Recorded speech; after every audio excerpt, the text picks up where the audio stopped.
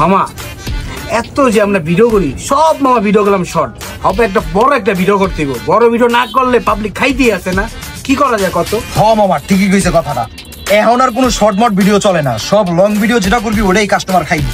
এর লেগে এখন থেকে লং ভিডিও নিয়ে মাথা মারতে হইব, শর্ট কোনো ভিডিও আর পেজে দেওয়া যাইব না। ও মামা শর্ট ভিডিও আর ভালো লাগে না, একটা বড় স্ক্রিপ্ট বানাও, বড় ভিডিও দেখতে চাই আমরা।